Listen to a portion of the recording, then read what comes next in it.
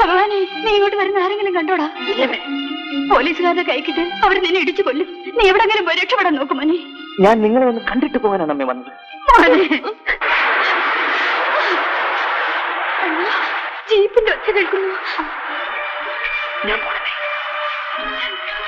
എന്റെ ഭഗവാനെ, എന്റെ കുഞ്ഞിനെ രക്ഷിക്കണേ.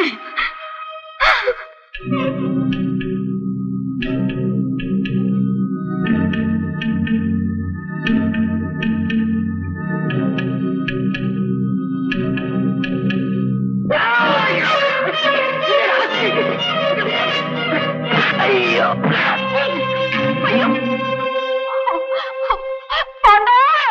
ഇതെന്നാ കൂട്ടാ മനുഷ്യനെ? എന്താണെന്നോ നിങ്ങൾ എന്തിനാ എന്നെ തോൽച്ചത്? ഞാൻ നിന്നെ തുളിച്ചു. പിന്നല്ലാതെ. അയ്യോ, ഞാൻ ആ മുന്നേ പിടിച്ചിട്ട് സ്വപ്നം കണ്ടി അവളിട്ട് തോൽച്ചതാ. ഉള്ള ചാരായം എല്ലാം കേട്ടിപ്പോഴും ഞാൻ പറഞ്ഞതാ. കിടക്കും. അയ്യോ, പുറത്ത് വലിയ തണുപ്പാ. എന്റെ പൊന്നല്ലേ, ഒന്നും തിരിഞ്ഞു തരാം. അവിടെയല്ല, ഇവിടെ.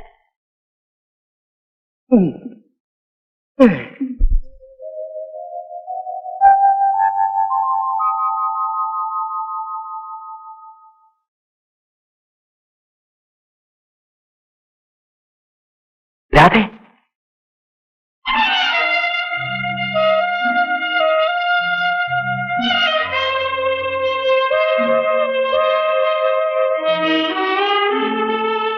അയ്യോ, എന്തിനാ ഇപ്പോഴും ഇങ്ങോട്ട് വന്നത്? നിന്നെ കാണാൻ. ആരെങ്കിലും കണ്ടാലോ? നീ പേടിക്കണ്ട, ആരും എന്നെ പിടിക്കില്ല. പോലീസിൽ ആരെങ്കിലും ഒറ്റിക്കൊടുത്താൽ? ഒറ്റിക്കൊടുത്താൽ ഒറ്റക്കുത്തില് ഞാൻ അവനെയും കൊല്ലും. അപ്പോ ഈ കയ്യിൽ ചോര പുരട്ടാനാണോ തീരുമാനം? കുട്ടിക്കാലം മുതൽ നിനക്കറിയാവുന്ന കൈയാണ്. ഈ കൈ കൊണ്ട് ഞാൻ വെറുമ്പിനെ പോലും അന്നുവരെ കൊന്നിട്ടില്ല. അവരാണ് എന്നെ കൊലയാളിയാക്കിയത്. ഇവിടെ ഉള്ളവരെല്ലാം പട്ടികളാണ് രാധേ. മുതലാളിയുടെ എച്ചിലിന് വേണ്ടി വാലാട്ടുന്ന പട്ടികൾ. എന്താ ഇത്? ഒന്ന് പതുക്കെ പറയൂ. ആരെങ്കിലും കേട്ടാൽ? എനിക്കാരെയും പേടിയില്ലടി. എനിക്ക് പേടിയുണ്ട്. നമുക്ക് ആ പാറയുടെ മറവിൽ പോയിരുന്ന് സംസാരിക്കാം. വരൂ. ഗോവിന്ദൻ നായർ വളരെ കാലമായി എന്റെ കൂടെ നിൽക്കുക. അയാൾക്ക് ആ മകൾ മാത്രമേ ഉള്ളൂ. അതുകൊണ്ട് രാധയ്ക്ക് വേണ്ടി ഒരു ചെറിയ വീടും പറമ്പും ഞാൻ വാങ്ങിക്കൊടുക്കും. കല്യാണ ചെലവും ഞാൻ തന്നെ നോക്കിക്കൊള്ളാം. എന്താ നിന്റെ അഭിപ്രായം? അവൾക്ക് ഇഷ്ടമാണെങ്കിൽ എനിക്ക് ഈ വിവാഹത്തിന് സമ്മതമാണ്. എന്നാ നീ പോയിക്കോ.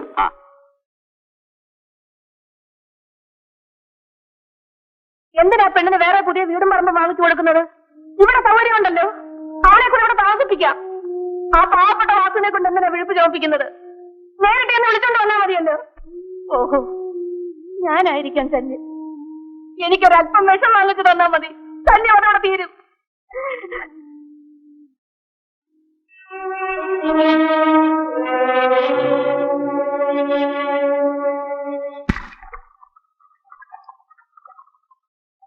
നാട് വിട്ടു പോകണമെന്നാണ് ചേട്ടന്റെ തീരുമാനമെങ്കിൽ ഞാൻ അതിനും ഒരുക്കമാണ്.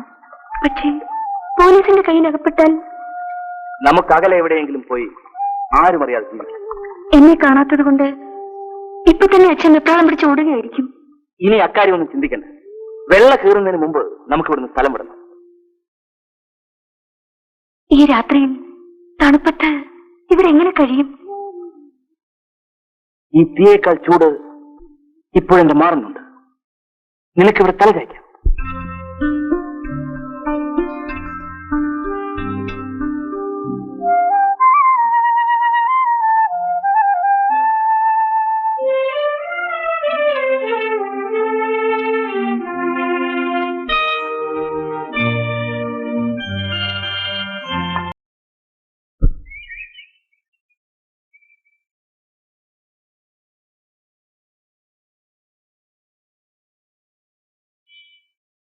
ചേട്ടാ, ചേട്ടാ, എഴുന്നേക്കോ. അയ്യോ, നേരെ ഇത്രേ, ഞാൻ ഉറങ്ങിപ്പോയി. വരൂ, നമുക്ക് പോവാം.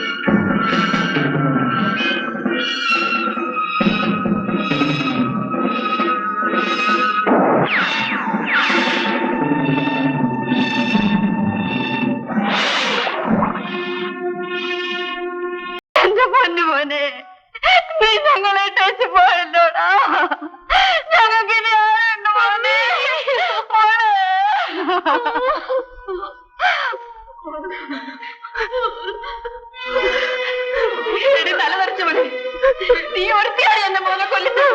ചിലടി പറഞ്ഞിട്ട് അവിടെ ചത്തു പൊങ്ങി കിടക്കുന്നു. നിന്റെ തല തെറിച്ചു പോകത്തേ.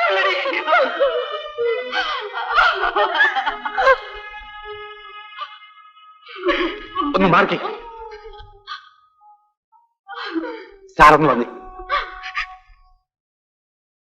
മുന്നിയുടെ ജഡം തിരിച്ചറിഞ്ഞു. പെറ്റതല്ല തിരിച്ചറിയായിരിക്കൂ. ചീഞ്ഞഴിഞ്ഞ ശവം വലിച്ചു കെട്ടാൻ ഞങ്ങൾ കുറെ പാടുപെട്ടതാ. പോസ്റ്റ്മോർട്ടം കഴിഞ്ഞ് ജഡം ഇവിടെ കൊണ്ട് നടക്കാമല്ലോ. എന്തിനാ അവിടെ വേണം വെട്ടിമൂടരുത്. ഏയ്, അവൻ ഞങ്ങളുടെ യൂണിയന്റെ മെമ്പറാണ്. അവനെ ഞങ്ങൾ വേണ്ട രീതിയിൽ അടക്കും. അത് നിങ്ങളുടെ ഇഷ്ടം.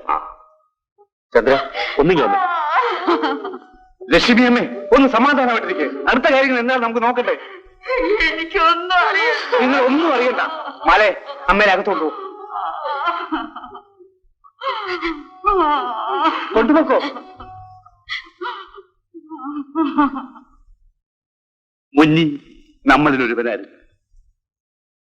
അവന്റെ ശരീരം മാന്യമായ രീതിയിൽ നമ്മൾ സംസ്കരിക്കണ്ടേ? അത് വേണ്ടതാ. എങ്കിലൊരു പൊതുപിരിവെടുത്ത് അത് ഭംഗിയായിട്ട് നടത്തണം. യഥാശക്തി മഹാബലം. കയ്യിലുള്ളവർ ഉടനെ തരിക, ഇല്ലാത്തവർ വീട്ടിൽ പോയി എടുത്തുകൊണ്ട് വരിക.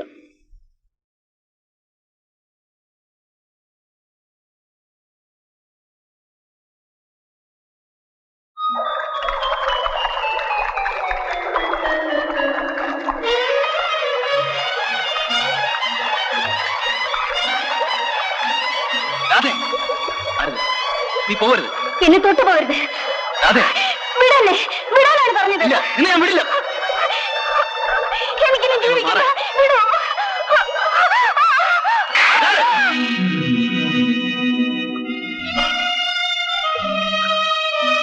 നീ എന്തിനു വേണ്ടി ആത്മഹത്യ ചെയ്യണം?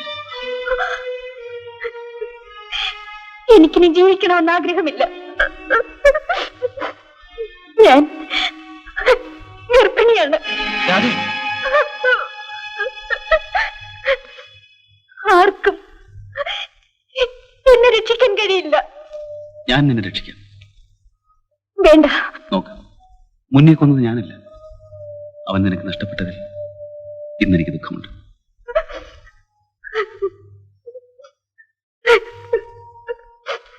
എല്ലാം പോയി. ഇനി ഞാൻ മാത്രം എന്തിനു ജീവിക്കണം? നീ മരിച്ചുകൂടാ. നിന്റെ അഭിമാനത്തിൽ ഒരു പോറൽ പോലും ഏൽപ്പിക്കാതെ നിന്നെ ഞാൻ സംരക്ഷിക്കാം. നീ പ്രസവിക്കുന്ന കുഞ്ഞിനെ ഞാൻ വളർത്താം. ഈ രഹസ്യം നീയും ഞാനുമല്ലാതെ വേറൊരാളറിയില്ല. വരൂ, ഞാനാണ് വിളിക്കുന്നത്. വരൂ.